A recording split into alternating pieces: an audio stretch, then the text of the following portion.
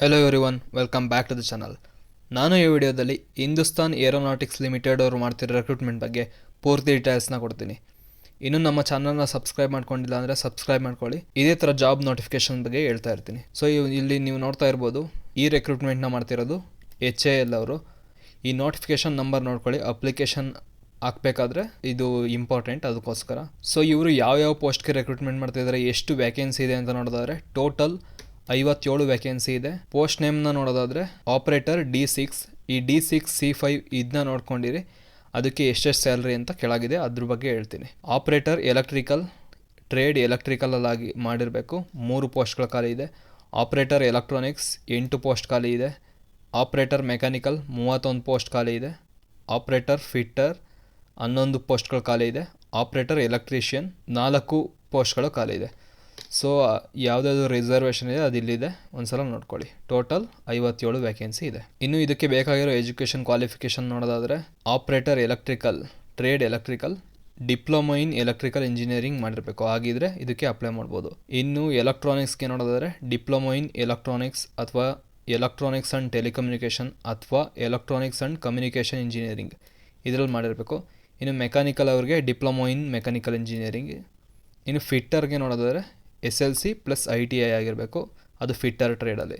ಇನ್ನು ಎಲೆಕ್ಟ್ರಿಷಿಯನ್ಗೆ SLC plus ITI electrician trade ಇದರಲ್ಲಾಗಿದ್ದರೆ ನೀವು ಅಪ್ಲಿಕೇಶನ್ ಹಾಕ್ಬೋದು. ಇನ್ನು ಇದಕ್ಕೆ ಅಪ್ಲಿಕೇಶನ್ ಹಾಕೋಕ್ಕೆ ನೋಡೋದಾದರೆ ಜನರಲ್ OBC EWSಗೆ ಮಿನಿಮಮ್ ನೀವು 60% ತಗೊಂಡಿರಬೇಕು, ಆಗಿದ್ದರೆ ನೀವು ಹಾಕ್ಬೋದು.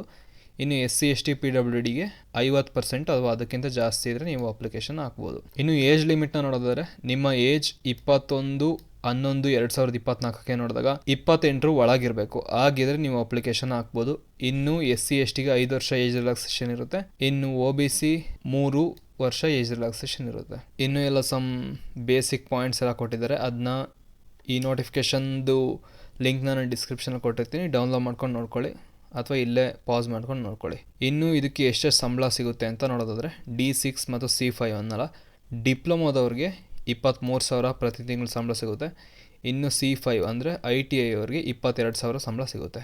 ಇನ್ನು ಅದ್ರ ಜೊತೆಗೆ ನಿಮಗೆ ಬೇರೆ ಬೇರೆ ಅಲೋವೆನ್ಸಸ್ ಎಲ್ಲ ಸಿಗುತ್ತೆ, ಅದರ ರಿಲೇಟೆಡ್ ಎಲ್ಲ ಇಲ್ಲಿ ಇದೆ, ಅದನ್ನ ಒಂದ್ಸಲ ಪಾಸ್ ಮಾಡ್ಕೊಂಡು ನೋಡ್ಕೊಳ್ಳಿ. ಇನ್ನು ಟೆನರ್ ಆಫ್ ಎಂಗೇಜ್ಮೆಂಟ್ ಅಂದರೆ ನೀವು ಸೆಲೆಕ್ಟ್ ಆದಮೇಲೆ ಎಷ್ಟು ವರ್ಷ ಟೆನರ್ ಇರುತ್ತೆ ಅಂತ ನೋಡಿದ್ರೆ 4 years ಇರುತ್ತೆ. ಇನ್ನು ಪ್ಲೇಸ್ ಆಫ್ ಪೋಸ್ಟಿಂಗ್ ನೋಡಿದ್ರೆ ನಾಸಿಕ್ ಡಿವಿಷನ್, ಅಲ್ಲಿ ಪೋಸ್ಟಿಂಗ್ ಇರುತ್ತೆ. ಇನ್ನು ಸೆಲೆಕ್ಷನ್ ಪ್ರೊಸೀಜರ್ನ ನೋಡೋದಾದರೆ ರಿಟರ್ನ್ ಟೆಸ್ಟ್ ಇರುತ್ತೆ. ರಿಟರ್ನ್ ಟೆಸ್ಟ್ ಆದಮೇಲೆ ನಿಮ್ಮ ಮಾರ್ಕ್ಸ್ ಮೇಲೆ ಮತ್ತು ನಿಮ್ಮದು ಡಾಕ್ಯುಮೆಂಟ್ ವೆರಿಫಿಕೇಷನ್ ಎಲ್ಲ ಆಗಿ ನೀವು ಟಾಪಲ್ಲಿದ್ದರೆ ನಿಮ್ಮನ್ನ ತಗೊತಾರೆ. ಅದು ಅಲ್ಲಿ ಕೆಟಗರಿ ರಿಸರ್ವೇಷನ್ ಇತ್ತಲ್ಲ, ಅದ್ರ ರಿಲೇಟೆಡ್ ಆ ರೀತಿ ತಗೊತಾರೆ. ಇನ್ನು ಅಪ್ಲಿಕೇಶನ್ ಹೇಗೆ ಹಾಕೋದು ಅಂತ ಎಲ್ಲ ಲಾಸ್ಟಲ್ಲಿ ಹೇಳ್ತೀನಿ. ರಿಟರ್ನ್ ಟೆಸ್ಟ್ದು ಪ್ಯಾಟ್ರನ್ನ ನೋಡಿದ್ರೆ 2.5 ಗಂಟೆ ಎಕ್ಸಾಮ್ ಇರುತ್ತೆ. ಅದರಲ್ಲಿ 3 ಪಾರ್ಟ್ ಇರುತ್ತೆ. ಅದು MCQ ಆಗಿರುತ್ತೆ. ಇನ್ನು ಪಾರ್ಟ್ 1ಅಲ್ಲಿ 20 ಕ್ವಶನ್ಸ್ ಜನರಲ್ ಅವೇರ್ನೆಸ್ ಬಗ್ಗೆ. ಪಾರ್ಟ್ 2ಅಲ್ಲಿ ಇಂಗ್ಲೀಷ್ ಮತ್ತು ರೀಸನಿಂಗ್ 40 ಕ್ವಶನ್ಸ್ ಇರುತ್ತೆ. ಇನ್ನು ಪಾರ್ಟ್ 3ಅಲ್ಲಿ 100 ಕ್ವಶನ್ಸ್. ಈಗ ನೀವು ಫಿಟ್ಟರ್ಗೆ ಹಾಕಿದರೆ ಫಿಟ್ಟರ್ ಮೇಲೆ, ಎಲೆಕ್ಟ್ರಿಷಿಯನ್ಗೆ ಹಾಕಿದರೆ ಎಲೆಕ್ಟ್ರಿಷಿಯನ್ ಮೇಲೆ, ಆ ಥರ ಇರುತ್ತೆ. ಇನ್ನು ಎಲ್ಲದಕ್ಕೂ 1 ಮಾರ್ಕ್ಸ್ ಇರುತ್ತೆ, ನೋ ನೆಗೆಟಿವ್ ಮಾರ್ಕ್ಸ್. ಎಕ್ಸಾಮ್ದು ಡೇಟು ಟೈಮ್ ಎಲ್ಲ ಇನ್ನೂ ತಿಳಿಸಿಲ್ಲ, ಅದನ್ನ ತಿಳಿಸ್ತಾರೆ. ಇನ್ನು ಎಕ್ಸಾಮ್ಗೆ ಹೋಗ್ಬೇಕಾದ್ರೆ ಏನೇನು ಡಾಕ್ಯುಮೆಂಟ್ಸ್ ತೊಗೊಂಡೋಗ್ಬೇಕು ಅದೆಲ್ಲ ಇಲ್ಲಿದೆ ನೋಡಿ. ಅಡ್ಮಿಟ್ ಕಾರ್ಡ್ ತೊಗೊಂಡೋಗ್ಬೇಕು, ಆಮೇಲೆ ಒಂದು ಒರಿಜಿನಲ್ ಫೋಟೋ ಕಾಪಿ ತೊಗೊಂಡೋಗ್ಬೇಕು, ಮತ್ತು ವೋಟರ್ ID ಅಥವಾ ಡ್ರೈವಿಂಗ್ ಲೈಸೆನ್ಸ್ ಅಥವಾ ಆಧಾರ್ ಕಾರ್ಡ್ ಯಾವುದಾದ್ರು ಒಂದು ಪ್ರೂಫ್ನ ತೊಗೊಂಡೋಗ್ಬೇಕು ಎಕ್ಸಾಮ್ಗೆ ಹೋಗ್ಬೇಕಾದ್ರೆ. ಇನ್ನು ರಿಟರ್ನ್ ಟೆಸ್ಟ್ ಬರೆದಿರ್ತಾರಲ್ಲ, ಅದರಲ್ಲಿ 50% ಜನನ ಡಾಕ್ಯುಮೆಂಟ್ ವೆರಿಫಿಕೇಷನ್ ತಗೊತಾರೆ.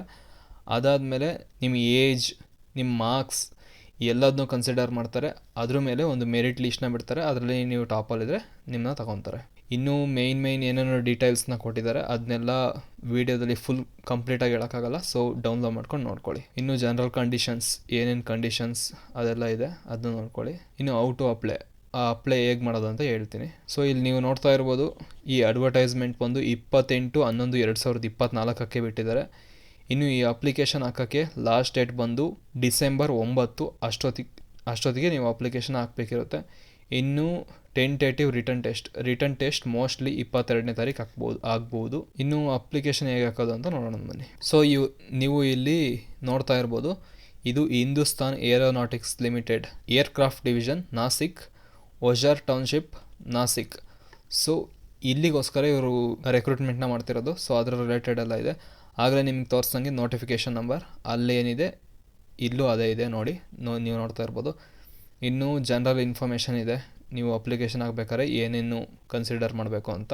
ಈ ಅಪ್ಲಿಕೇಶನ್ ಲಿಂಕ್ನ ನಾನು ಡಿಸ್ಕ್ರಿಪ್ಷನ್ ಕೊಟ್ಟಿರ್ತೀನಿ, ಅಲ್ಲಿ ಕ್ಲಿಕ್ ಮಾಡಿದಾಗ ಇದು ಓಪನ್ ಆಗುತ್ತೆ. ಇಲ್ಲಿ ಬಂದುಬಿಟ್ಟು ನೀವೇನಾದ್ರು ಆಲ್ರೆಡಿ ಒಂದು ಸಲ ರಿಜಿಸ್ಟ್ರೇಷನ್ ಮಾಡಿದರೆ ಇಲ್ಲೇ ಅಪ್ಲಿಕೆಂಟ್ ಲಾಗಿನ್ ಅಂತ ಹೊಡೆದ್ಬಿಟ್ಟು ನೀವು ಅಪ್ಲಿಕೇಶನ್ ಹಾಕ್ಬೋದು. ಇಲ್ಲಾಂದರೆ ನೀವು ರಿಜಿಸ್ಟ್ರೇಷನ್ ಅಂತ ಇದೆಯಲ್ಲ ಅದ್ರ ಮೇಲೆ ಕ್ಲಿಕ್ ಮಾಡಿ ಇಲ್ಲಿ ನಿಮ್ಮ name, gender, marriage status, nationality, Aadhaar card, mobile number ಮತ್ತು ಪಾಸ್ವರ್ಡ್ ಮತ್ತು ನಿಮ್ಮದು ಇಮೇಲ್ ಐ ಡಿ, ನೀವೇನಾದ್ರು ಅಪ್ರೆಂಟಿಸ್ಶಿಪ್ ಮಾಡಿದರೆ ಅದ್ರದ್ದು ಡೀಟೇಲ್ಸ್ ಇದನ್ನೆಲ್ಲ ಕೊಟ್ಬಿಟ್ಟು ನೀವು ಅಕೌಂಟ್ನ ಓಪನ್ ಮಾಡಬೇಕು.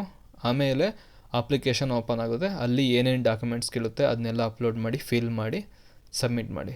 ಸೊ ಅಪ್ಲಿಕೇಶನ್ ಲಾಸ್ಟ್ ಡೇಟ್ ಬಂದು ಡಿಸೆಂಬರ್ 9. ಸೊ ಅಷ್ಟೊತ್ತಿಗೆ ಅಪ್ಲಿಕೇಶನ್ ಹಾಕಿ. ಯಾರೆಲ್ಲ ಇಂಟ್ರೆಸ್ಟ್ ಇದ್ದೀರಾ ಅವ್ರು ಹಾಕಿ. Thank you, all the best.